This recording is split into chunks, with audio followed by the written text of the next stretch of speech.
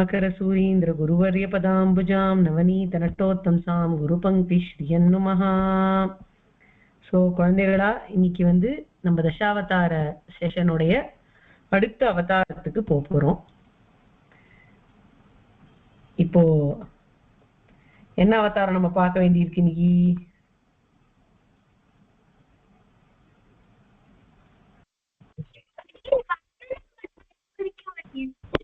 பரசுராம அவதாரம். Super. So Parashurama அவதார story எத்தனை பேருக்கு தெரியும்?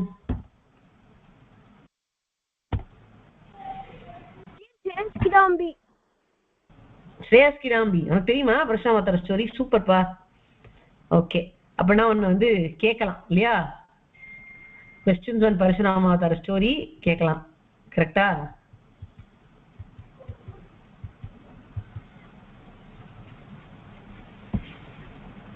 கரெக்டா கண்ணா? ஆமா அடியன். ஆமா அடியன், சூப்பர் அடியன்.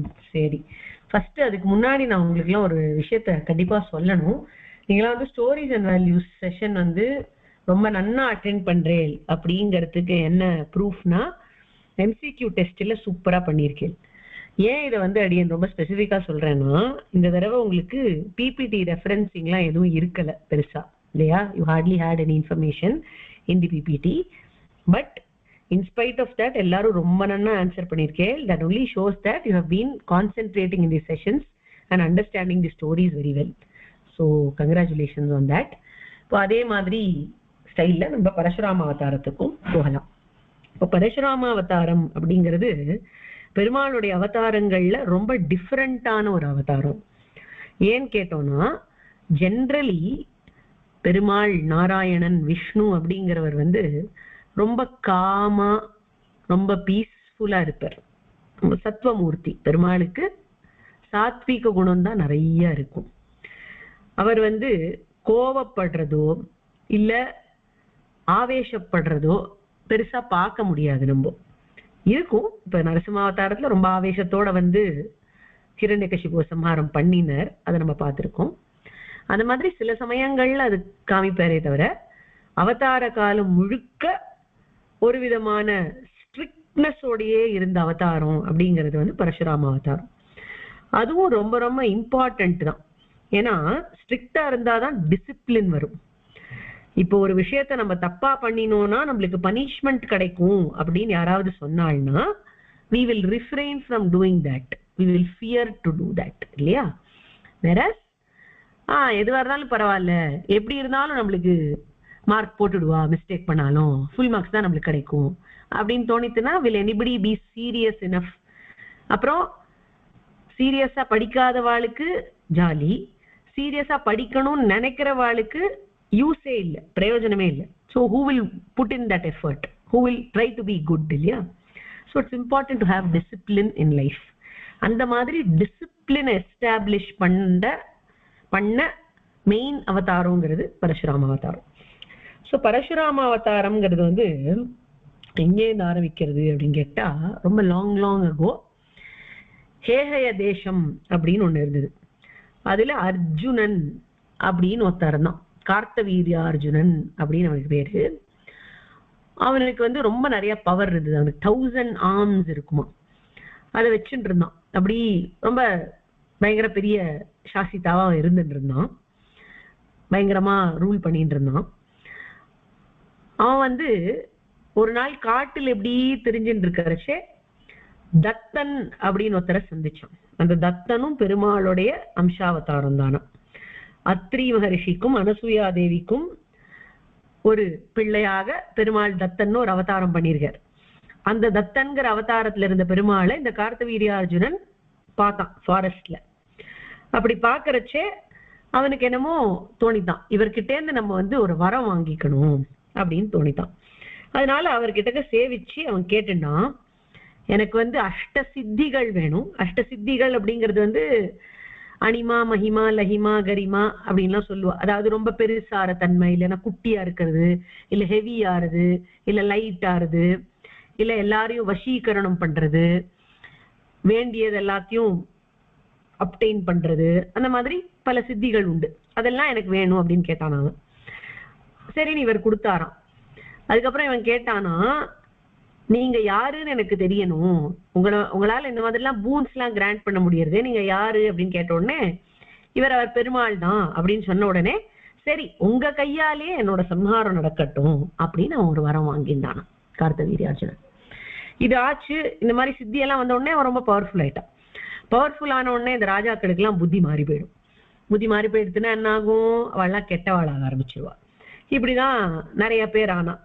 ஹிரண்யாக்ஷன், ஹிரண்யகசிபு, பின்னாடி வந்த ராவணன், கம்சன், இவெல்லாம் வந்து பவர்னால அவளுக்கெல்லாம் மதம் ஏறி போச்சு தலைக்கு. they became maddened with power and started becoming cruel. அந்த மாதிரி இவன் இருந்துட்டு இருக்கான். இது இந்த ராஜாவனுடைய கதை. அப்போ என்ன ஆச்சு, இன்னொரு தேசத்துல இன்னொரு ராஜா இருந்தார். அவருக்கு காதி அப்படின்னு பேரு. அந்த காதிங்கிற மகரிஷிக்கு சத்தியவதின்னு ஒரு பொண்ணு, அழகா இருப்பா, அவ ரொம்ப அழகா இருப்பா. அவளை கல்யாணம் பண்ணிக்கணும்னு ஒரு ரிஷி வந்து சேர்ந்தாராம். அந்த ரிஷிக்கு என்ன பேருன்னு கேட்டா ரிச்சிகர் அப்படின்னு பேரு.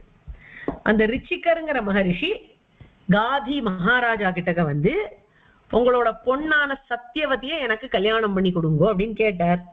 காதி பார்த்தார், நம்ம பொண்ணு யாரு, ராஜகுமாரி, பிரின்சஸ், அவளுக்கு சௌக்கியமா பேலஸ்ல இருந்துதான் பழக்கம். அப்படி இருக்கிறச்சே இந்த மகரிஷியினுடைய ஆசிரமத்துல போய் அவ என்ன பண்ணுவோம் பாவம், அதனால நம்ம எப்படி கல்யாணம் பண்ணி கொடுக்கறது அப்படின்னு மைண்ட்ல நினைக்கிறார். ஆனா அவருக்கு வெளியில சொல்றதுக்கு பயமா இருக்கு. ஏன்னா இந்த மகரிஷிகள்லாம் கோச்சிண்டா சாபம் கொடுத்துருவான்னு பயம். அதனால என்ன பண்ணலாம்னு யோசிச்சு அவர் ஒரு ஐடியா பண்ணார், ஒரு யுக்தி பண்ணார். என்ன சொன்னாராம், மகரிஷியே பொண்ணை கல்யாணம் பண்ணிக்கணும்னா கன்யா சுல்கம் கொடுக்கணும். கன்யா சுல்கம்னா என்னன்னு கேட்டா, ஒரு பொண்ணை கல்யாணம் பண்ணிக்கிறதுக்கு ஏதாவது ஒரு பைசாவோ இல்ல ஒரு பொருளோ தானமா கொடுக்கணும். You have to pay for the bride. அந்த மாதிரி அந்த காலத்துல ஒரு சிஸ்டம் இருந்தது. சோ அந்த கன்யா சுல்கமா எனக்கு வந்து 1000 குதிரைகள் வேணும். 1000 horses which are pure white except 1 ear. ஹார்ஸுக்கு 2 ears இருக்குமா, 2 காது இருக்குமா, அதுல ஒரே ஒரு காது மட்டும் கருப்பா இருக்கணும், பாக்கி ஃபுல்லா அந்த குதிரை எல்லாம் ஒயிட்டா தான் இருக்கணும். அந்த மாதிரி 1000 horses எனக்கு வேணும் அப்படின்னு கேட்டாராம். அத நீங்க கன்யா சுல்கமா கொடுத்தேன்னா என் பொண்ணை நீங்க கல்யாணம் பண்ணிக்கலாம் அப்படின்னு காதி மகாராஜா ரிச்சிகர் மகரிஷி கிட்ட சொன்னார். அவர் நினைச்சார், இவரால எப்படி இந்த மாதிரி 1000 horses கண்டுபிடிச்சின்னு வர முடியும், அதெல்லாம் பாசிபிளே இல்ல, அதனால நம்ம தப்பிச்சிடலாம், நம்ம பொண்ணு தப்பிச்சிடலாம் அப்படின்னு நினைச்சு இந்த மாதிரி ஒரு கண்டிஷன் போட்டார். ஆனா யாருக்கிட்ட பேசிட்டு இருக்கார் காதி மகாராஜா, ஒரு மகரிஷி கிட்ட. மகரிஷிகளால சாபம் கொடுக்க முடியும்னா அவளால சித்தினால பல விஷயங்களை ஈஸியா செய்யவும் முடியும். இவர் இப்படி தப்போ பலத்தினால அப்படி யோசிச்சார், சங்கல்பிச்சார், சட்டுன்னு வந்துருத்தவங்க 1000 horses அப்படியே spotless white with only 1 ear black. அந்த மாதிரி வந்தது சூப்பரா. அப்படி இந்த மாதிரி இந்த ஹார்சஸ் எல்லாம் பார்த்த உடனே காதி மகாராஜா ஆடி போயிட்டார். அடாடா, இந்த மகரிஷி இப்படி குறைச்சலா எடை போட்டுட்டோமே, ரொம்ப பெரிய ஆள் தான் இவர், சரி ஒழுங்கா நம்ம பொண்ணை கல்யாணம் பண்ணி கொடுத்துடலாம், அவளுக்கும் இதுதான் நல்லது அப்படின்னு நினைச்சுண்டு சத்தியவதிய காதி மகாராஜா ரிச்சிகருக்கு கல்யாணம் பண்ணி கொடுத்துட்டார். ஆச்சு கல்யாணம். அதுக்கப்புறம் சத்தியவதிக்கு குழந்தை வேணும் அப்படின்னு ஆசை வந்தது.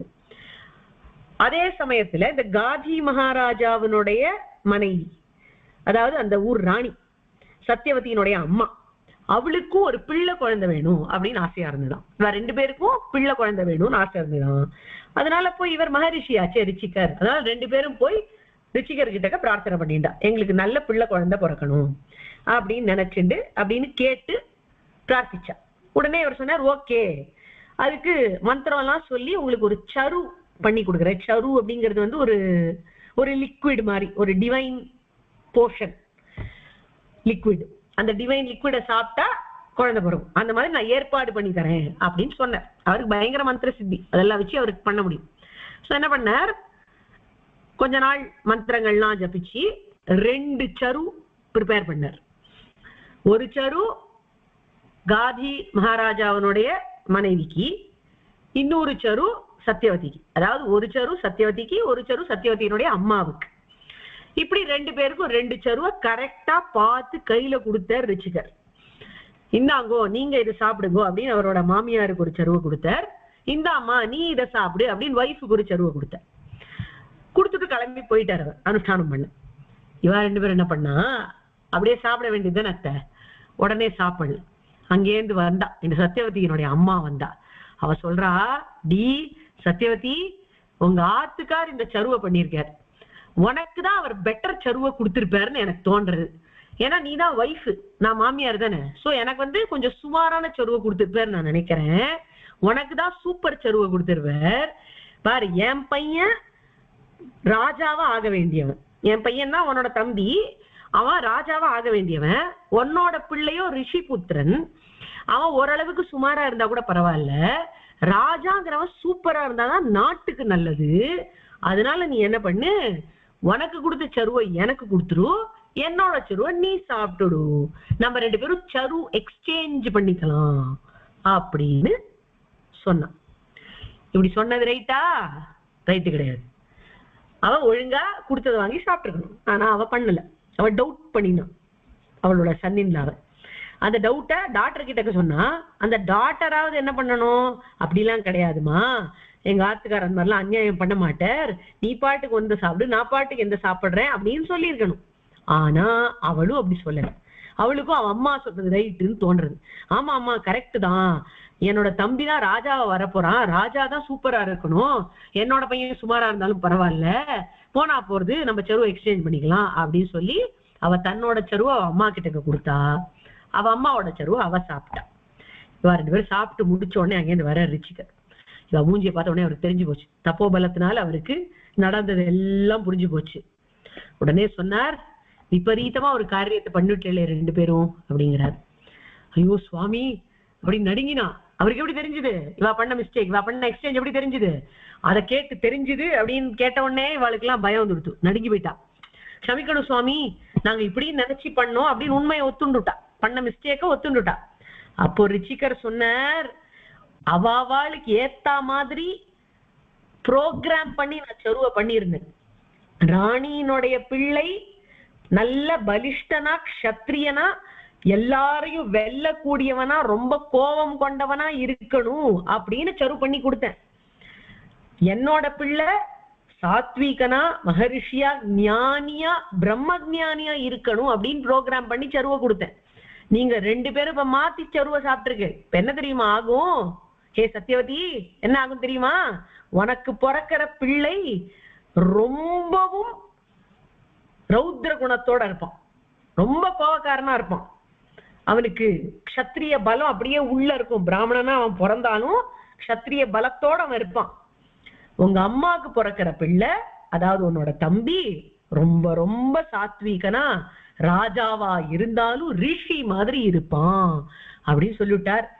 உடனே சத்தியவதிக்கு ரொம்ப மனசு கலக்கமாயிடுது. அப்படியே காலில் விழுந்து சேவிச்சா, ஆத்துக்காரே எப்படியாவது இந்த தண்டனை எனக்கு கொடுக்காம இருக்கணும், ஒரு ரிஷியினுடைய புத்திரன் இந்த மாதிரி இருந்தா அது எப்படி ஒத்து வரும், இது சரியா இருக்காதே, தயவு செஞ்சு ஏதாவது பண்ணுங்கோ அப்படின்னு கேட்டாலாம். சரி, ரிச்சிகருக்கு கொஞ்சம் கருணை வந்தது. பாருமா, சருவோடைய பவர் எல்லாம் என்னால ஒரேடியா மாத்த முடியாது, அதெல்லாம் மந்திர பலங்கள், மந்திரத்துக்கு உரிய எஃபெக்ட் அது கொடுத்தே தீரும், வேணா அதை போஸ்ட்போன் பண்ணலாம், உன்னுடைய பிள்ளைக்கு இந்த மாதிரி குணங்கள்லாம் இருக்காது, ஆனா உன்னுடைய பேரனுக்கு இந்த குணங்கள் எல்லாம் வரும் அப்படின்னு சொன்னாராம். அப்புறம் என்னாச்சு, கொஞ்ச நாள் கழிச்சு இந்த சத்தியவதிக்கு ஜமதக்னி அப்படிங்கிற பிள்ளை பிறந்தார். அந்த ராணிக்கு, அதாவது காதி மகாராஜாவுக்கு விஸ்வாமித்ரர் அப்படிங்கிற பிள்ளை பிறந்தார். விஸ்வாமித்ரர் ராஜாவா இருந்தாலும் ராஜ ரிஷியாகி கடைசியில பிரம்ம ரிஷியாவும் ஆயிட்டார். இந்த ஜமதக்னி அப்படிங்கிறவருடைய பிள்ளையாக பரசுராமர் அவதாரம் பண்ணினார். சோ பரசுராமருடைய அவதார கதை இந்த கதை. இதுல இருந்து என்ன தெரியுது நம்மளுக்கு? என்ன தெரியுது நீங்க சொல்லுங்க, மோரல் ஆஃப் த ஸ்டோரி. பரசுராம அவதாரத்துக்கு அப்புறம் போலாம், நம்ம அவதாரத்துக்குள்ள என்ன நடந்ததுங்கிற கதைகளுக்கு அப்புறம் போலாம். அவதாரம் ஏற்பட்ட கதைக்கு என்ன மோரல்?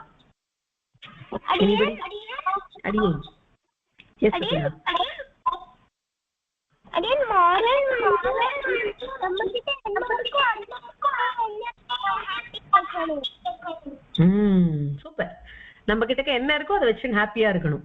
இன்னொருத்தருக்கு நன்னா இருக்கே நம்மளை விட அப்படின்னு நினைச்சு பொறாமப்படக்கூடாது. Super. Anything else? Any other moral?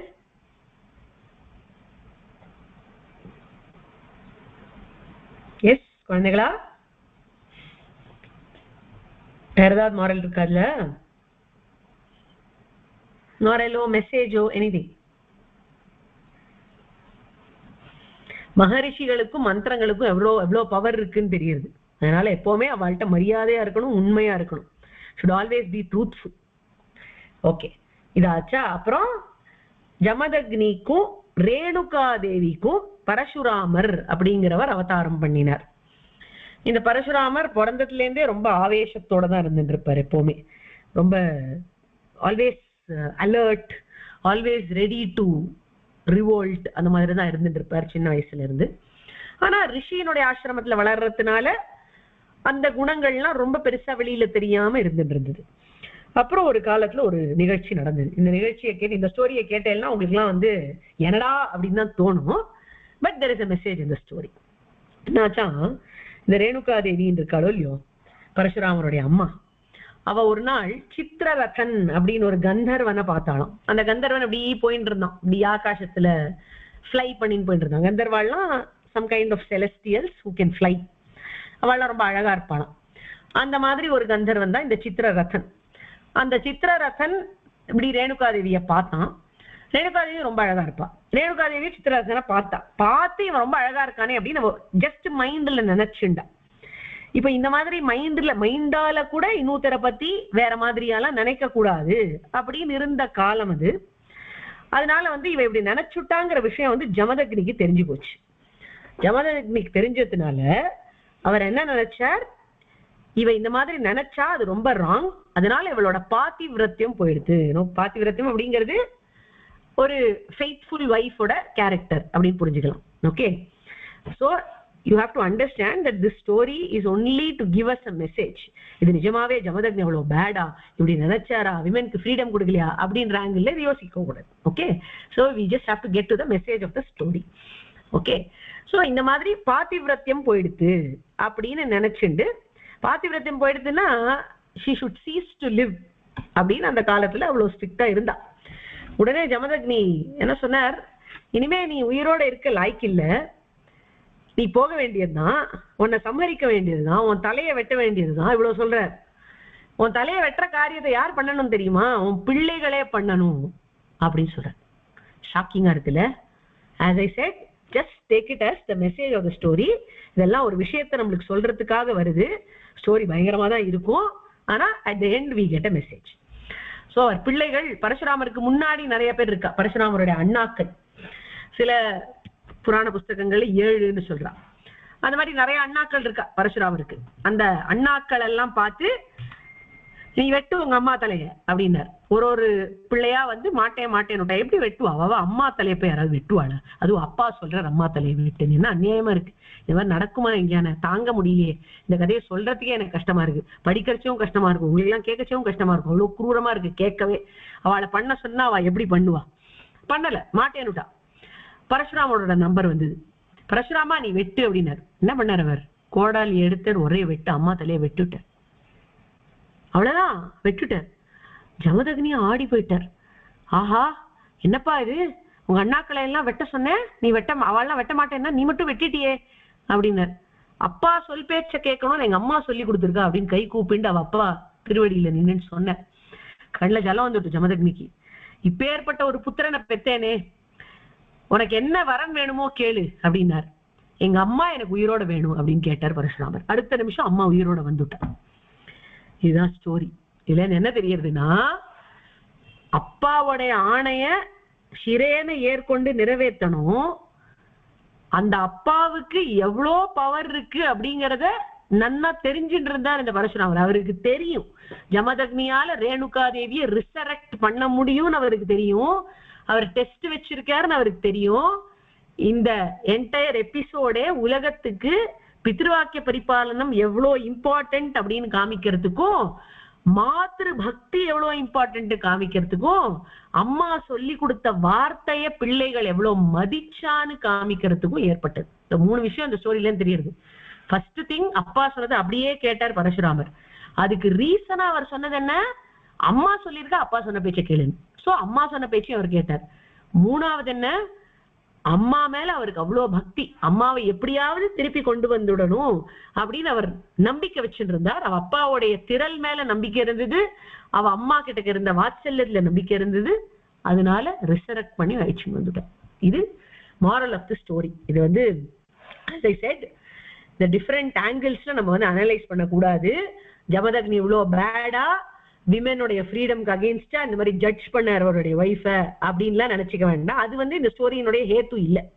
That is not what we should take away from the story. We should take away only the good things. Okay? And Parasuramar ஒரே பேடு, அம்மாவே வெட்டிட்டார் அப்படின்னு நினைக்க வேண்டாம். What we have to learn is, அம்மா கிட்ட அம்மா சொன்ன வார்த்தையும் அவர் மதிச்சார். அம்மா அப்பா சொன்ன பேச்சை கேளுன்னு சொல்லியிருக்கா, அதனால அப்பா சொன்ன பேச்சை கேட்டார். அப்பா சொன்ன பேச்சை கேட்கறது தர்மம், அதனால கேட்டார். கடைசியில when he had the opportunity, he wanted to just resurrect his mother and wanted nothing else. So அதுதான் இந்த ஸ்டோரி. இதாச்சா? சரி, ஓகே, உங்களோட ஃபீட்பேக் சொல்லுங்க இந்த ஸ்டோரிக்கு, அதுக்கப்புறம் மேல போலாம். எப்படி இந்த ஸ்டோரி? பயங்கரமா இருந்ததா? என்ன வேணா சொல்லலாம் நீங்க. You can tell me the story is பத்தட்டிக், I don't like this அப்படின்னு கூட சொல்லலாம், தப்பு கிடையாது. எனிபடி? எஸ் மாதவ், சொல்லுங்க. தைரியமா சொல்லுங்க, ஒன்றும் தப்பு இல்லை. எனக்கு ரொம்ப பயமா இருந்திருக்கு. பயமா இருந்தா செல்லம், பயப்படாது. எல்லாரும் அப்புறம் திருப்பி ஹாப்பி ஆயிட்டா, கவலைப்படாது. Okay, anybody else?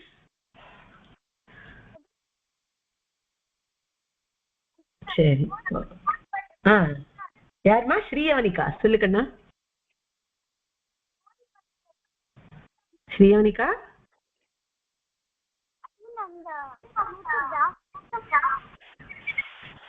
கேட்கலமா எனக்கு.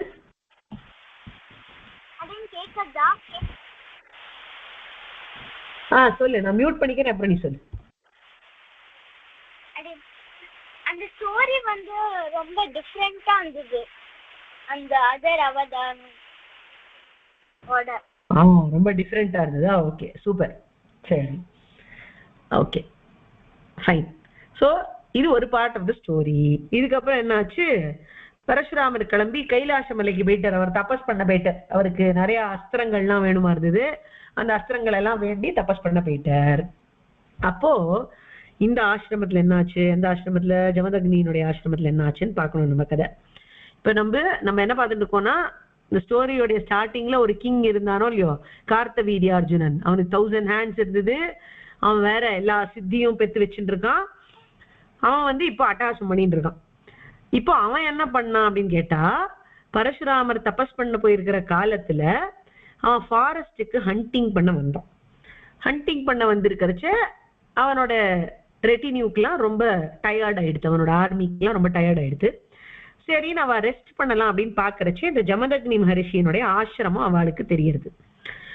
ஜமதக்னி மகரிஷியினுடைய ஆசிரமத்துக்கு வந்து சேர்ந்தா எல்லாரும், பெரிய ஆர்மி கூட வந்திருக்கு. அப்போ ஜமதக்னி மகரிஷி ஆஸ் பர் தர்மா, யார் அதிதி வந்தாலும் அவளை வெல்கம் பண்ணணும், கெஸ்ட் வந்தா வெல்கம் பண்ணணும். அதனால அந்த ராஜாவை வெல்கம் பண்ணினார். அந்த ஆர்மியெல்லாம் சேர்த்து வெல்கம் பண்ணினார். இத்தனை பேருக்கும் சாப்பாடு போடணும் அப்படின்னு நினைக்கிறார் அவர். எல்லாரும் இங்க சாப்பிட்டுட்டு போலாம் அப்படின்னு சொல்ல வேற சொல்றாரு. அப்ப அந்த ராஜா சொன்னானா, இத்தனை பேர் இருக்கோமே, எப்படி உங்களால சமாளிக்க முடியும் அப்படின்னு கேட்டானா. அப்ப அவர் சொன்னார், கவலை வேண்டாம், என்கிட்டக்க அதுக்கு வழி இருக்கு அப்படின்னு சொன்னார். என்ன வழி வச்சிருந்தாரு இவர் அப்படின்னு கேட்டா, ரேணுகா தேவி ஆசைப்பட்டா அப்படிங்கிறதுக்காக அவளுக்கு கிஃப்டா காமதேனு அப்படிங்கிற கௌவை கொண்டு வந்து வச்சிருக்கார் அவருடைய ஆசிரமத்துல. காமதேனு அப்படிங்கிறது வந்து செலஸ்டியல் கவ், அது ஸ்வர்கலோகத்துல தான் இருக்கும் நார்மலி. அங்கேருந்து அழிச்சுன்னு வந்திருக்கார் because Renuka Devi wanted it. So என்ன தெரியுது, ரேணுகா தேவி தலையை வெட்டுன்னு சொன்னார் இப்பதான் 2 minutes முன்னாடி. ஆனா ரேணுகா தேவி கேட்டாங்கிறதுக்காக கவ்வே வாங்கி தரு. ஸோ எது உண்மைன்னு நம்ம புரிஞ்சுக்கணும். அந்த வெட்டுன்னு சொன்னது was just a test, a lesson for us to understand, அவ்வளவுதான். உண்மையில அவர் ரேணுகா தேவி கிட்ட ரொம்ப பிரியம் வச்சுட்டு இருந்தார். அந்த ரேணுகா தேவிக்காக அவர் வந்து இந்த காமதேனுவை வாங்கி கொடுத்திருந்தார். காமதேனுடைய கெப்பாசிட்டி என்னன்னு கேட்டா, யாரு எப்போ என்ன நினைச்சுண்டாலும் காமதேனு அதை நிறைவேற்றி கொடுக்கும். இப்ப இத்தனை பேருக்கு இந்த ஆர்மி ஃபுல்லா இருக்கிறவாளுக்கு சாப்பாடு போடணும் அப்படின்னா வெரைட்டியா டெலிகசிஸோட சாப்பாடு கொடுக்கும் காமதேனு. இப்ப 10 kilos கோல்டு வேணும்னா கொடுக்கும் காமதேனு. எனக்கு பெரிய 6 BHK பிளாட் வேணும்னா அதையும் கொடுக்கும் காமதேனு. அந்த மாதிரி ஆல் விஷ் யீல்டிங் கவ் காமதேனு. அது வச்சுட்டு இருக்கா ரேணுகாதேவி. உடனே அந்த காமதேனு இருக்குங்கிறத நம்பிதான் ஜமதக்னி வந்து எல்லாருக்கும் இன்விடேஷன் கொடுத்துட்டாரு. இப்ப ஆர்மி ஃபுல்லா சாப்பிட்டுட்டு போலாம் அப்படின்னு இன்விடேஷன் கொடுத்துருக்காரு. சரி, இந்த ராஜா பார்த்தா ஏதோ சொல்றாரு, இந்த மகரிஷி என்ன பண்றாரு பாக்கலாம் அப்படின்னு நினைச்சுட்டு அவன் இருந்துட்டு இருந்தான். இவரோ சூப்பரா அத்தனை பதார்த்தங்களையும் கொண்டு வந்து ஃபுல் ஆர்மிக்கு ஃபீட் பண்ணார். எல்லாரும் ரொம்ப ஹாப்பி ஆயிட்டா. இதோட ரகசியம் என்ன அப்படின்னு கேட்டான் இந்த ராஜா கார்த்தவீர்யார்ஜுனன். அப்போ ரொம்ப ஆனஸ்டா ஜமதக்னி மகரிஷி சொன்னார், இந்த மாதிரி என்கிட்ட காமதேனுங்கிற கவு இருக்கு, அதை வச்சுட்டுதான் நான் இந்த மாதிரி ஆதித்யம் பண்ணினேன், உங்களை எல்லாம் ஹோஸ்ட் பண்ணினேன் அப்படின்னு சொன்னார் அவர்.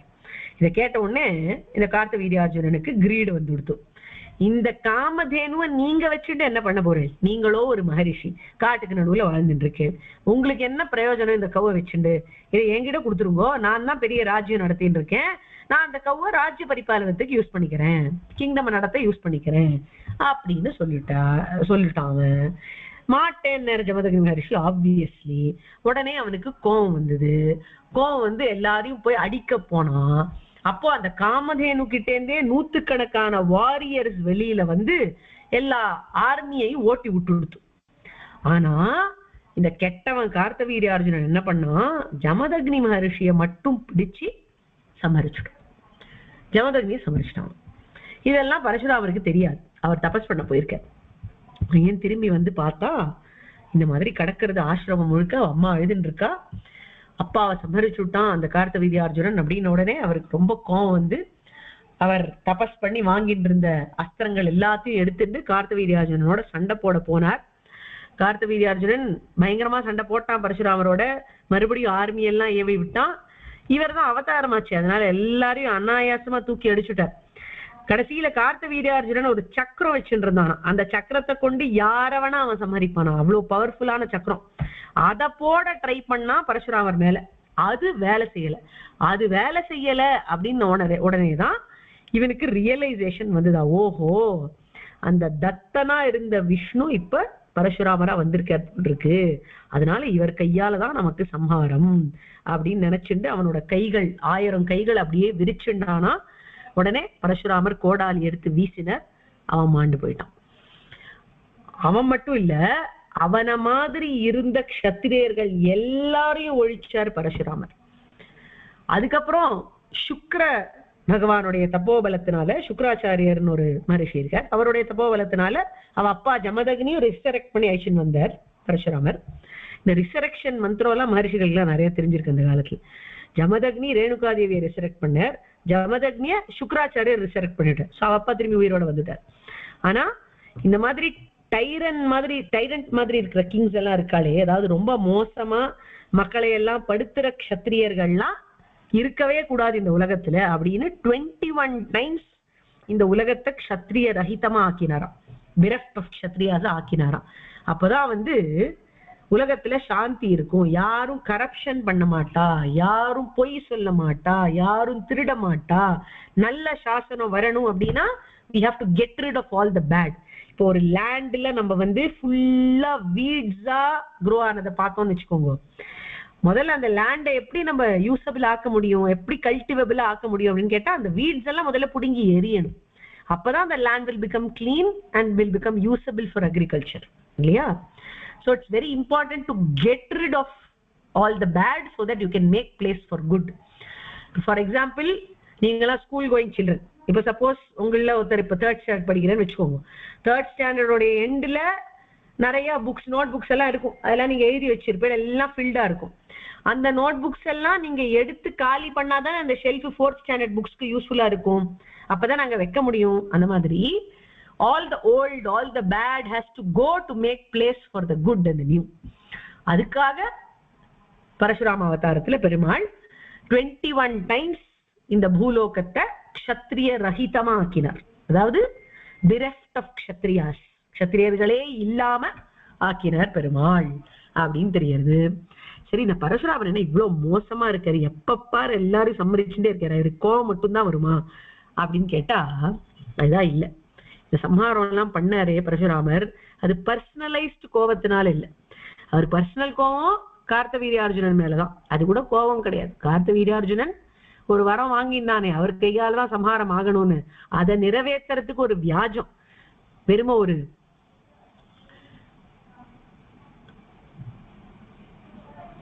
அவர் அதுக்காக தேடி வச்ச ஒரு ரீசன் அது. அந்த மாதிரி ரீசனை கண்டுபிடிச்சுதான் இவனை சம்ஹாரம் பண்ணினாரே தவிர பண்ணணும்னு பண்ணல. இத்தனை க்ஷத்திரியர்கள் கிட்டேந்து ராஜ்யத்தெல்லாம் இப்ப அவர் வாங்கிட்டாரு. இப்போ ஒரு ராஜாவை இன்னொருத்தர் டிஃபீட் பண்ணா அப்படின்னா அந்த ராஜாவோட ராஜ்யம் அந்த டிஃபீட் பண்ணவாளுக்கு தான் சொந்தம். யாரு டிஃபீட் பண்ணிருக்காளோ அந்த ராஜாவை அவளுக்கு அந்த கிங்டம் சொந்தமாயிடும். அந்த மாதிரி இப்போ பூமி முழுக்க பரசுராமருக்கு சொந்தமாயிடும். ஏன்னா எல்லா பேட் ராஜாஸையும் ஒழிச்சுட்டார் அவர். அந்த சமயத்துல பூமி முழுக்க நிறைய பேட் ராஜாஸ் தான் இருந்தாலும் பேட் ராஜாஸ் கம்ப்ளீட்டா போற வரைக்கும் அவர் திருப்பி திருப்பி திருப்பி சைக்கிளிக்கா சம்ஹாரம் பண்ணிட்டு இருந்தார். அதனாலதான் 21 டைம்ஸ் பண்ணார். ஸோ ஆல் த பூமி அல்டிமேட்லி பிலாங் டு பரசுராமா அப்படிங்கிற மாதிரி ஒரு ஸ்டேட்டுக்கு வந்துடுச்சு. அப்போ இதுக்காக தான் பண்ணாரா, ஒருவேளை உலகத்தையே ஆளணும் அப்படிங்கிறதுக்காக தான் இவர் பண்ணாரா அப்படின்னு கேட்டா அதுதான் இல்லை. ஏன்னு கேட்டா அப்புறம் ஒரு சூப்பர் நிகழ்ச்சி நடந்தது. அதுல என்ன பரசுராமருடைய குணம் நம்மளுக்கு தெரியும். என்ன ஆச்சா, பரசுராமர் ஒரு யாகம் பண்ணினார். யாகம் பண்ணி கடைசியில என்கிட்ட இருந்து தானம் வாங்கிக்க வாங்கோ அப்படின்னு கூப்பிட்டாராம் எல்லா பிராமணர்களையும். அப்ப கஷ்யப்பர் அப்படிங்கிறவர் வந்து சேர்ந்தார்.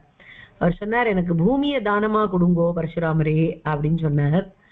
உடனே பரசுராமர் என்ன பண்ணினார், தான் சம்பாதி வச்ச எல்லா பூமியையும் கஷ்யப்பருக்கு தானமா கொடுத்துட்டார். He did not even think a second before doing that.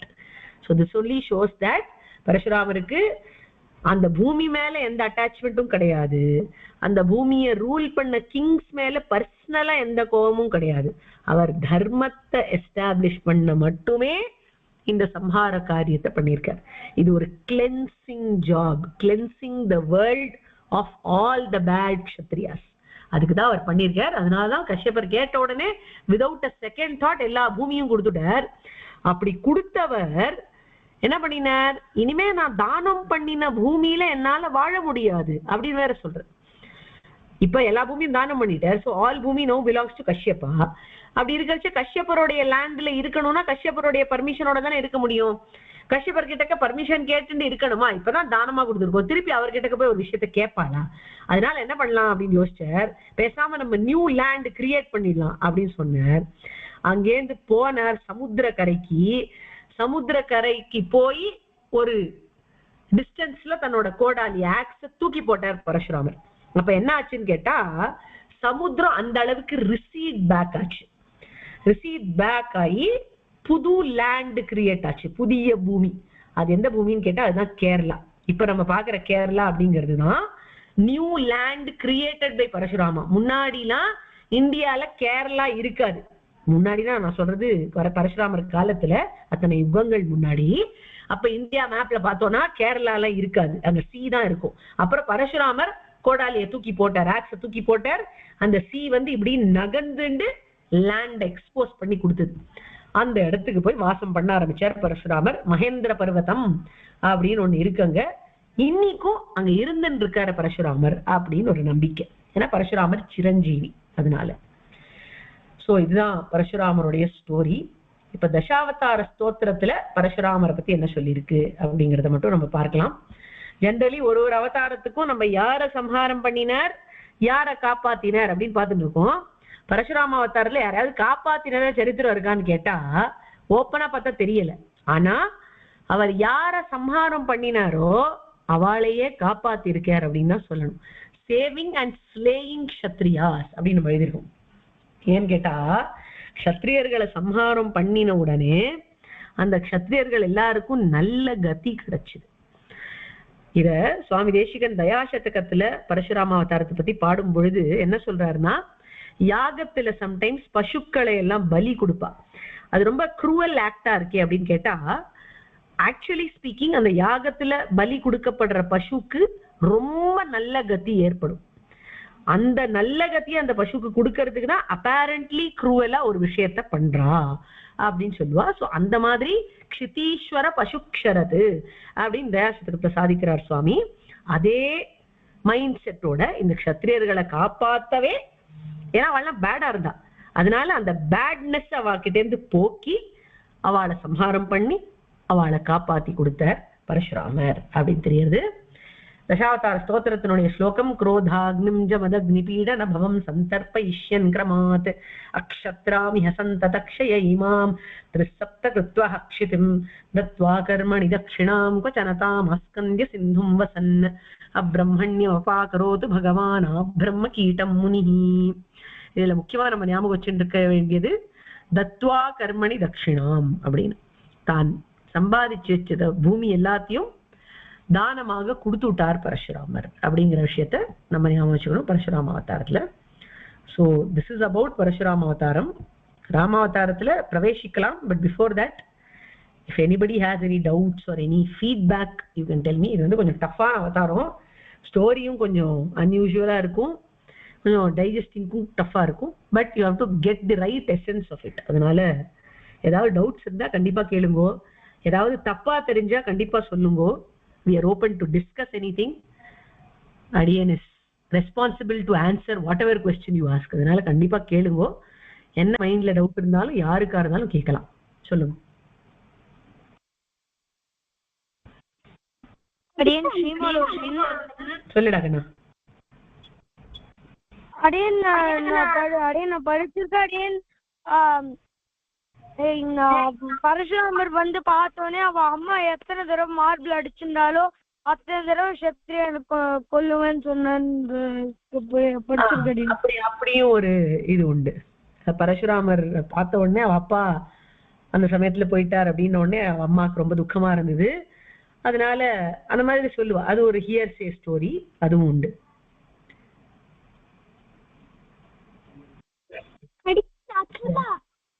அதுல சொல்லுமா.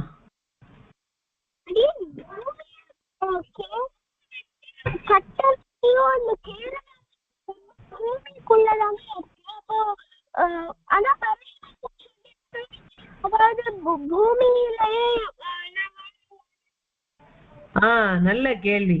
உன் கேள்வி எனக்கு சுமாரா தான் கேட்டது. But I think I understood what you want to say.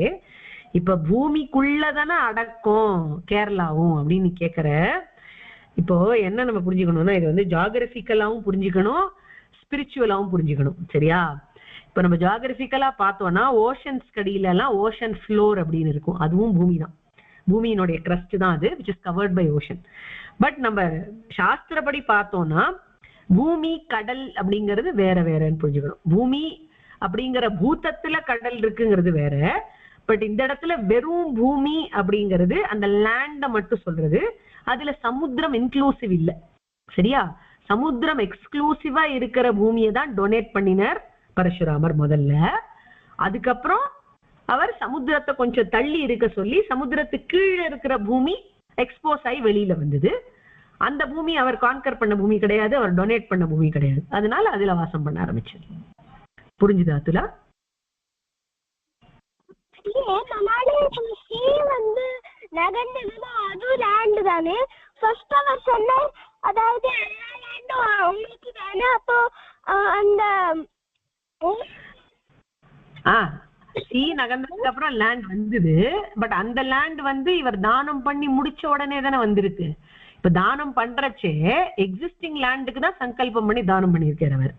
அதுக்கப்புறம் ஒரு லேண்டு திடீர்னு இப்ப உருவாயிருக்கு. சி கண்டர்ல இருக்கிற land has become land only after the தானம் ப்ராசஸ் இஸ் கம்ப்ளீட்டட். ஸோ அது தானத்துல இன்க்ளூட் பண்ண முடியாது இல்லையா? இப்போ ஃபார் எக்ஸாம்பிள் நான் உனக்கு சொல்றேன். இப்போ உன்னோட பாக்ஸ்ல நீ 4 பென்சில்ஸ் வச்சிருக்கேன்னு வச்சுக்கோ. நீ வந்து உன்னோட ஃப்ரெண்டு கிட்ட சொல்ற, நான் உனக்கு என்னோட பென்சில்ஸ் எல்லாத்தையும் கொடுக்குறேன் அப்படின்னு சொல்றேன்னு வச்சுக்கோ. நீ சொல்ற டைம்ல உன்னோட பாக்ஸ்ல 4 பென்சில்ஸ் தான் இருக்கு. உனக்கு அதுதான் தெரியும், 4 பென்சில்ஸ் இருக்குங்கிற விஷயம் தான் உனக்கு தெரியும். அதெல்லாம் நீ கொடுக்குறேன்னு நினைச்சுட்டு தான் உன் ஃப்ரெண்டு கிட்ட சொல்லியிருக்கேன். உன் ஃப்ரெண்டும் ஓகே சொல்லியிருக்கா. நீ கொடுத்துடுற அந்த 4 பென்சில்ஸை. அதுக்கப்புறம் உனக்கு அம்மா வந்து ஆத்துல இன்னொரு பென்சில் எடுத்து கொடுக்குறான்னு வச்சுக்கோ. அதுவும் இப்போ உன்னோட பென்சில் தான். பட் நீ அதை கொண்டு போய் உன் ஃப்ரெண்டு கிட்ட கொடுக்கணுமா? அவசியம் இல்லை. ஏன்னா நீ ஃப்ரெண்டு கிட்ட கொடுக்கறச்சே என்ன சொன்ன, என்கிட்ட இருக்கிற பென்சில் எல்லாத்தையும் கொடுக்குறேன் அப்படின்னு அட் தட் டைம் இருந்ததை பத்தி தான் நீ பேசின. ஸோ அது கொடுத்து முடிச்சுட்ட. அதனால if you acquire something after that it doesn't mean that you have to give that also. புரிஞ்சுதா? ஐடி. Okay, anybody else? ஸ்ரேயஸ் கிடாம்பி கோதாஸ்ரீ சொல்லுமா கண்ணா. அடியன் பரசா அடியன் எப்ப அந்த காமதேனு கௌவ வாங்கினார் அவர், அது எப்ப எடுத்துன்னு வந்தார் அடியன்? அவர் இந்த ரேணுகா தேவியோட ஹெட் கட்டிங் எபிசோட் சொல்லியோ அதுக்கப்புறம் தான் காமதேனு கௌவை வரவழைப்பார். அப்ப ரேணுகா தேவி கேப்பா, எனக்கு காமதேனு கௌ இருந்தா சௌரியமா இருக்கும்னு தோன்றது, ஏன்னா நிறைய பால் தயிர் நெய் இதெல்லாம் யாகங்களுக்கு தேவைப்படும், அதனால காமதேனு கௌ இருந்தா சௌரியமா இருக்கும்னு தோன்றது அப்படின்னு சொல்லுவா ஜமதக்னி கிட்டக்க. அப்போ ஜமதக்னி காமதேனு அழிச்சுன்னு வருவார்.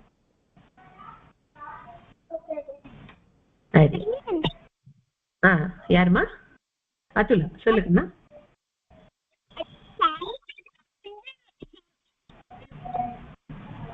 ரொம்ப டிஸ்டர்பன்ஸா இருக்கு அவனோட, மியூட் பண்ணிக்கிறேன், அப்புறம் நீ சொல்லு.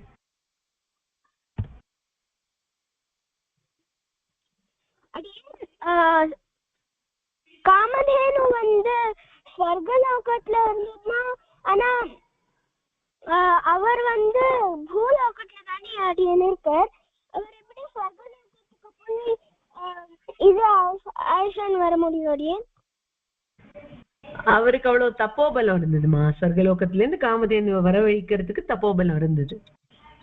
அவராலதான் ரேணுகா தேவியே ரிசரெக்ட் பண்ண முடிஞ்சது. போன ரேணுகா தேவி உயிரோட வரவழைச்சிட்டாரு, அவ்வளவு தபஸ் அவர்கிட்ட இருந்தது.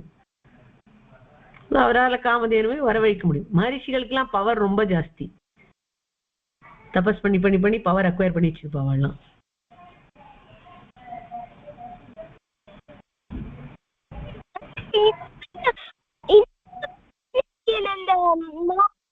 இது காமதேனு அவன் எப்படி அவன் எதுவும் அவன் ரொம்ப கர்வனா இல்ல அடியே, அவன் எப்படி அந்த காமதேனு கொடுக்கலாம்? என்னமா கேட்டா என்ன சொன்ன எனக்கு சரியா புரியல, திருப்பி சொல்லு. நான் மியூட் பண்ணிக்கிறேன், திருப்பி சொல்லு.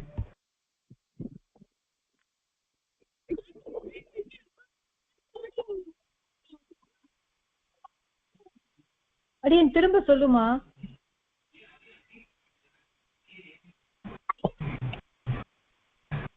அதுல நீ சொல்றது ஒண்ணுமே கேட்கலாமா இப்போ?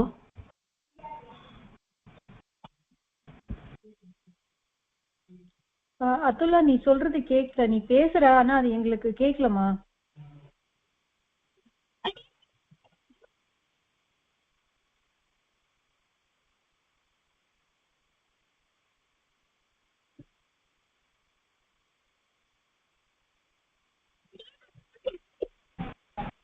அடியன் கேட்கல கண்ணா நீ சொல்றது. நீ வேணா சாட்ல டைப் பண்ணு, சரியா? Okay, anybody else? ஹரிணி சொல்லுமா, ஹேண்ட் ரைஸ் பண்ணிருக்கேன். ஜெயஜெயஸ்ரீ சுதர்ஷனா அடியன்.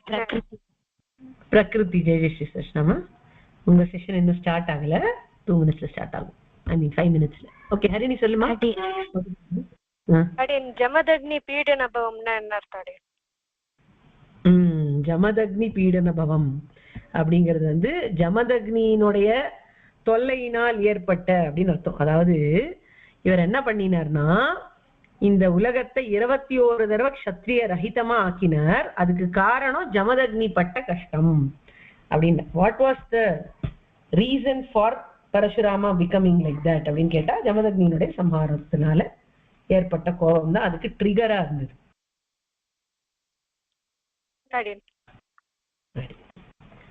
Anybody else? ஓகே, யாருக்கும் எந்த டவுட்டும் இல்லைன்னா நம்ம ராமாவதாரத்தை நெக்ஸ்ட் கிளாஸ்ல இருந்து ஆரம்பிக்கலாம். By the way 2021 and 2022 kids வந்து அந்த குவிஸோடைய மெசேஜை பார்த்தேலாமா? பார்த்தேன்னா அதுக்கு ரெஜிஸ்டர் பண்ணிக்கோங்க, சரியா? If you know all the modules for the junior set, you can join. Quiz modules க்கு explanation இருக்கும். அது வந்து அடுத்த வாரத்துல இருந்து ஆரம்பிக்க போறது. ரகுவீர கஜம் தான் ஃபர்ஸ்ட் மாடியூலா ஆரம்பிக்கிறோம். But even though you people don't know it, அதுல ராமாயண கதை வரும், அது இன்ட்ரெஸ்டிங்கா இருக்கும். நீங்க வந்து அர்த்தத்தை கத்துட்டேன்னா அதுக்கப்புறம் இஃப் பாசிபிள் நீங்களும் அதை பைஹார்ட் பண்ணலாம், பண்ணிட்டு வரலாம். அது மேண்டேட்டரி கிடையாது உங்களுக்கு, but it would be good if you people know it. அதனால முடிஞ்சதுன்னா அந்த கிளாஸஸ்க்கு வரதுக்கு ட்ரை பண்ணுங்க. even otherwise if you are fluent with the expected modules definitely register. நீங்க வந்து சங்கோஷ்டிக்கு வர முடியுமா முடியாதா அப்படிங்கிறது இப்ப ரொம்ப யோசிக்காதீங்க, வந்துருங்க எல்லாரும் எப்படியாவது, அது ஒரு விஷயம். And don't worry too much about what will happen in December, whether you can make it or not. வேற பத்திலாம் ரொம்ப யோசிக்காதீங்க, வாங்க கிளாஸஸ்க்கு அர்த்தம் கத்துக்கலாம். நீங்க சொல்ற ஸ்லோகங்கள் எல்லாத்துக்கும் அர்த்தம் கத்துக்கலாம். இப்ப தசாவதார ஸ்தோத்திரத்துக்கு இந்த கிளாஸ்லயே அர்த்தம் நிறைய ஆயிட்டு இருக்கு, அங்க இன்னும் டீடைல்டா பதம் பதமா ஆகும். அதே மாதிரி பரமார்த்த ஸ்துதி, கோதா ஸ்துதி எல்லாத்துக்குமே நீங்க மீனிங்ஸ் தெரிஞ்சுக்கலாம் ஓவராலா. So it will be interesting learnings for you all. So I would suggest that all of you can register into the quiz group. Okay, Athreya Krishnan உனக்கு என்னமா டவுட்? ஓகே சரி, இப்ப வேற எதுவும் டவுட் இல்லைன்னா இந்த 2020 ஆத்ரேய கிருஷ்ணன் சொல்லுங்கண்ணா. வந்து இன்னைக்கு எனக்கு ஸ்கூல் இருந்தது, ஆஃப் டே ஸ்கூல். ஸோ நான் ஸ்கூல்ல இருந்து 1 மணிக்கு தான் வந்தேன். நான் இந்த கிளாஸ் அட்டெண்ட் பண்ணல. அதுக்கு ஏதாவது ரெஜிஸ்டர் பண்ணுமா இல்ல நான் நாளையில இருந்து கண்டினியூ பண்ணணும்? எந்த கிளாஸ் மகன்னா? அடியன் ரகுவீர கத்தியம். ரகுவீர கத்தியம் இது வந்து சந்த கிளாஸ் இப்ப நடக்கிறது. அதுக்கு ரெஜிஸ்டர் எல்லாம் பண்ணிக்க வேண்டாம். நீ வந்து துபாய் கிட்டா ஆத்ரேய கிருஷ்ணன்? அடியன் நீ துபாயில இருக்கியா? இல்ல இல்லதானே? Okay okay okay. இல்ல அது துபாய் சங்கோஷ்டி கிட்ஸுக்கு தான் அது மெயினா அந்த கிளாஸஸ் நடக்கிறது. ஸோ டைம் இருந்தா யூ கேன் ஜாயின். 1 to 2 நாளைக்கும் நடக்கும் செஷன். எப்போ டைம் இருக்கோ அப்போ ஜாயின் பண்ணிக்கோ. இல்லைன்னா வீடியோஸ் இருக்கு சம்பிரதாய யூடியூப் சேனல்ல ரகுவீர கத்தியத்துக்கு ஸ்டெப் வைஸ் வீடியோஸ் இருக்கு, அதை வச்சு எப்போ வேணா கத்துக்கலாம். சரியா? ஓகே நடி சரிம்மா. ஸோ இப்போ 2020 and 21 கிட்ஸுக்கு செஷனை முடிச்சுக்கலாம். நம்ம தாமாவதாரத்தை அடுத்த செஷன்ல இருந்து பார்க்கலாம் நம்ம.